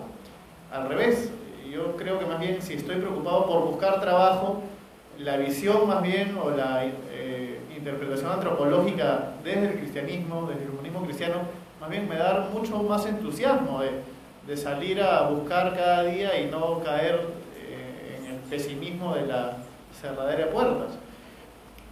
El cristiano es más, o sea, tenemos ejemplos que Cristo era trabajador, Cristo ayudaba a su padre, que era San José en la carpintería, ¿no? Y tenemos famosas, yo me acuerdo las canciones, ¿no? que hemos cantado y que muchas veces cantamos en silencio también, somos malos sacando hacia afuera esos gallos, pero recordamos nuestras canciones de niños y adolescentes cuando cantábamos que obviamente Cristo trabajaba con San José, ¿no? y era el ejemplo que le daba su Padre terrenal a él, ¿no? El esposo de nuestra Virgen María. Por lo tanto, yo creo que el hecho de estar preocupado solo en el trabajo no le quita la oportunidad a alguien de ser un buen cristiano, porque tendría más bien la oportunidad también de ser ahí, identificarte con tus principios, con el modelo que sigues, que reitero, si eres cristiano es porque sigues un modelo que es el mejor modelo, que es justamente Cristo, ¿no? En el respeto a los demás, en no hacer trampa en el trabajo, en no querer pasar por encima, en no serruchar, etcétera, ¿no? Me preguntan, ¿qué medidas concretas está desarrollando el gobierno regional de Ica en favor de los pescadores artesanales en la perspectiva del desarrollo humano integral y el contexto del sur del país? ¿No? Es una pregunta que voy a responderla breve, pero que quisiera más bien que mañana o el día que pueda Gianmarco nos busque, porque quisiera más bien que nos ayude a entender también, quizás estamos dejando de lado, pero más o menos qué cosa entendí de la pregunta, ¿no? Primero, los pescadores artesanales como obviamente integrantes de nuestra sociedad, trabajadores ellos, tienen una situación hoy día por los precios de los productos y de las algas también, porque hay muchos que son recolectores de algas, ¿no? Y otros son pescadores, no están midiendo las prácticas que utilizan para lograr recolección de estas especies, tanto, reitero, de flora o de fauna originaria del mar. Primero, lo que estamos tratando de hacer es ordenar porque se ha descubierto que hay mucha gente que está utilizando malas prácticas de pesca. Inclusive en Pisco estamos ahorita haciendo toda una campaña con el Ministerio de Producción para decomisar e iniciar acciones legales contra aquellos pescadores que utilizan dinamita. Igual pasa con la recolección de algas, donde de un tiempo a esta parte la agresividad de mucha gente que invade lo que ya otro ha logrado tener su trámite de concesión para la extracción de algas, llegan delincuentes, ¿no? Con armas y a la mala quieren despojarlos de esas ubicaciones. Entonces estamos tratando un poco de ordenar y hacer respetar lo que vivimos, que es un Estado de Derecho, y que si quiere alguien trabajar como corresponde, haga los trámites debidos. En la parte concreta de lo que puede ser una ayuda a la labor de pesca artesanal, hemos puesto en ejecución ya ahorita una carretera que va desde Paracas, desde la zona de la reserva hasta las Salinas de Otuma, Es una carretera que va a mejorarle obviamente a los pescadores que trabajan en estas playas ahí de la bahía y de la reserva natural, va a mejorar las condiciones para ellos de transporte, de lo que ellos extraen diariamente, además de protegerles más los riñones, que muchos sufrimos. Tenemos el tema de la cámara hiperbárica. Se ha logrado también, algunos de estos pescadores son buzos, ¿no? O tienen problemas por el tema de sus ¿cómo se llama? Descompresión, ¿no? Hemos puesto en coordinación, y lo digo con nombre propio, porque la verdad es una sola en este sentido, monseñor, ¿no? No podemos relativizarla. El apoyo de la empresa Chougan en Marcona, el apoyo de la empresa Plus Petrol en Pisco, estamos instalando una cámara hiperbárica en Pisco, y acá en Ica mañana estamos inaugurando también, ya poniendo en funcionamiento la cámara hiperbárica en el Hospital Socorro, que ayuda a aquellos, no solamente pescadores, sino ayuda a muchas personas que requieren de los beneficios que da la cámara hiperbárica. En el caso de Pisco les cuento como anécdota y saludo también a los empresarios que se suman a esta labor responsable de protección al medio ambiente, que termina siendo también una labor del cristiano, porque el cristiano debe llevarse bien con la naturaleza y debe respetarla, debe saberla interpretar para poderla aprovechar. La cadena de restaurantes de Gastón, ¿no? Famoso chef acá en el Perú, está ahorita comprando los pescados y algunos mariscos que son extraídos mediante prácticas amigables, mediante prácticas buenas, en lo que es específicamente hemos empezado con Paracas. Entonces, actualmente se le paga mayor precio al pescador, que está obviamente siendo monitoreado en la extracción de estos productos marinos, y los restaurantes de esta empresa están pagando más alto el precio por la corvina, por la chita, por el cangrejo Popeye, etcétera, porque están siendo respetuosos del mar en todo lo que es la extracción de estos productos, ¿no? Pongo esto simplemente como ejemplo de que hay empresarios que también promueven estas prácticas. Última pregunta. El Concilio Vaticano II incide en la dignidad de la persona humana. ¿De qué manera el gobierno regional ha tomado en cuenta esta dignidad en la reconstrucción de Ica, como lo estipula el artículo 1 de la Constitución Política del Estado? ¿Sí? Pero es una pregunta que me va a permitir responder breve, porque ya vi sus caras, ¿ya? Entonces, como lo dijo Pancho, que desde el punto de vista empresarial, el mejorarle las condiciones en donde los trabajadores diariamente van a asearse o van a hacer sus necesidades, por ejemplo, o en el lugar donde los trabajadores requieren, como tienen el derecho de alimentarse a la hora del desayuno y a la hora del almuerzo, también para una institución pública que atiende necesidades y servicios básicos de la comunidad, obviamente el traer la oportunidad a un pueblo de que tenga agua potable es también valorar la dignidad y la posibilidad que igualen las condiciones semejantes a los que otros pueblos ya tenemos, a otros barrios ya tenemos.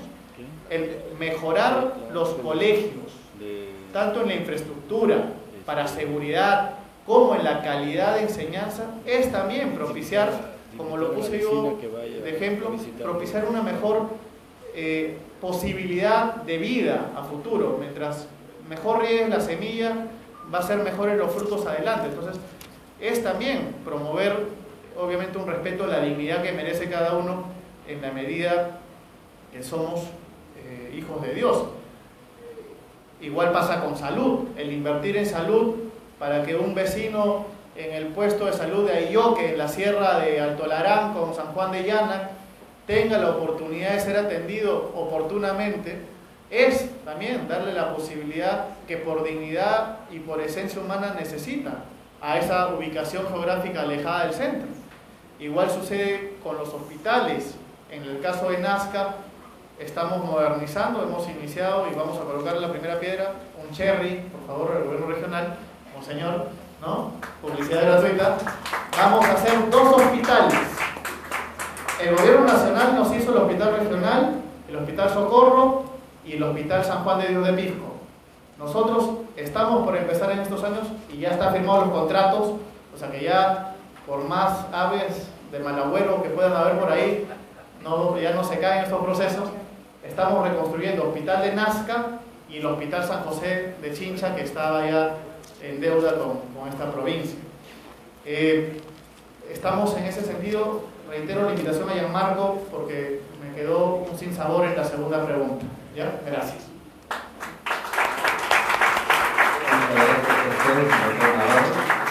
Y finalmente, por el doctor Francisco Vázquez. Gracias. Dice, tengo 3 preguntas, lo voy a responder las 3. Dice, ¿de qué manera el empresario tiene en cuenta la dignidad de la persona humana, del trabajador y del consumidor? Bueno, yo, valga la redundancia, no habíamos dicho de que hay que pagar tipo de servicios, AFP, el seguro social, vacaciones y todo lo que la ley le da al trabajador. Yo creo que eso está por descontado. Pero dentro de los problemas que hemos tenido, porque somos una empresa que hemos tenido algunos problemas y estamos resolviéndolos, recibimos la respuesta del abogado que consultamos y nos dice, fíjate, está la ley tal, que estás perfectamente dentro de la ley de pequeña y mediana empresa, donde te vas a evitar esto. Hicimos los números y era 60% menos, y si hacemos los números al año era bastante, pero tomamos la decisión de irnos por la que le da al trabajador todos sus beneficios, porque consideramos que así debe ser. No fue ninguna discusión, no hubo nada que discutir, eso se hizo, pero bueno, eso es en cuanto al tema económico. Pero lo que yo traía acá era el tema de la dignidad, ¿no? Tratarlos como hijos de Dios. Y a veces es un poco difícil con palabras decirlo. A veces es un poco, además porque también no tenemos mucho tiempo, y es muy fácil hacerlo con ciertas obras, es más fácil hacerlo con ciertos signos, con ciertos símbolos y también con el ejemplo. Y el consumidor, claro que sí, si nosotros vivimos del cliente, ¿no? El cliente, por supuesto que sí, si hablamos que todos tenemos dignidad, pues el cliente también lo tiene. Exactamente igual, ni más ni menos, igual. Hay una segunda pregunta de la diócesis de Puno que dice, ¿qué principio debe aplicar una empresa para no caer en considerar a un trabajador como sinónimo de productividad? Justamente esto. Tratarlo como igual, a la vista de los ojos de Dios. Entonces yo creo que esta es una forma muy fácil de que no caigamos en que sea un objeto, ni un motor, ni nada por el estilo. Y además esto funciona. Si no fuera un foro como que nos han convocado ahora y fuera un foro absolutamente empresarial y tuviésemos mucho tiempo para hablar de esto, si hacemos números y sacamos flujos y sacamos BAM y sacamos TIR y hacemos los números, yo les demuestro a los empresarios que es más rentable, pero en fin, no es el foro. Y hay una tercera pregunta que la voy a contestar y la voy a leer textualmente. Dice así, dirigido a Francisco Massa Pardo, de una vecina de la fábrica Ramón Massa. ¿Por qué nos contaminan con el humo, ruido, vibraciones fuertes en la ventana, en las paredes, habiendo una resolución de alcaldía 2005 para reubicar su fábrica, pero nos siguen contaminando el ambiente con los motores y el humo de la Pepe Dragón? Entonces yo le respondo con todo cariño a la vecina,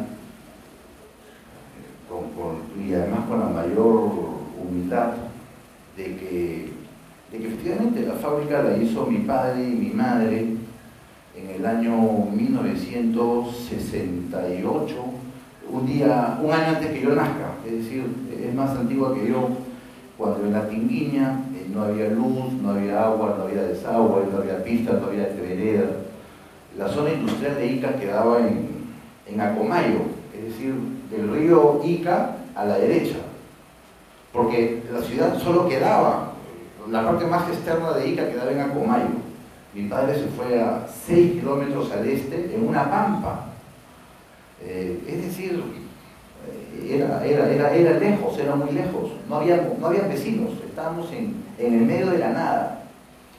Luego tuvimos una migración fuertísima en la década de los 80, de los 90, y ustedes conocen esa historia, los que son de mi edad, y se pobló. Entonces ahora ya la fábrica queda en el centro de la ciudad, y somos conscientes, eso tiene, por lo que yo sé, tiene sus desventajas, pero también tiene sus ventajas, porque el terreno se ha valorizado, probablemente en un futuro eso se puede hacer lo que mi familia quiere, porque tengo una hermana que está estudiando para profesora, tengo una hija que está estudiando para profesora, tiene muchas ganas de convertirlo en un sitio que sería muy bonito para tener un colegio católico ahí, quizá una universidad también. Es decir, los empresarios somos, mi padre fue empresario de aceite y fue pionero, el primero en hacer aceite y en transformar. Y hoy día en Ica dice, Ica procesa espárragos, procesa esto, procesa lo otro, y también procesa aceite de algodón. Entonces, un poquito de eso le corresponde a lo que él hizo, a la visión que él tuvo. Él nunca tuvo la visión de hacer bulla, de hacer ruido, y hemos tenido mucho cuidado en no hacerlo. Hemos puesto, estos problemas comenzaron a partir del año 2000, hemos puesto unos techos, unas coberturas de calamina, ya no hay el ruido que hay, probablemente hay un fastidio, y se ha mejorado el tema de humos y tal. Pero más bien yo le invitaría a la vecina de la Tinguiña para ver la manera de, o para irme yo quizás a su casa y efectivamente hay un ruido, una molestia que podamos nosotros mejorar, ¿no? Pero en el largo plazo yo estoy seguro que nuestra molestia, cuando tenemos 40 años ahí, probablemente no tengamos mucho más, porque lamentablemente el algodón también es un cultivo que está muy venido a menos y capaz es más rápido que el algodón se extinga que nosotros nos vayamos, ¿no? Muchas gracias.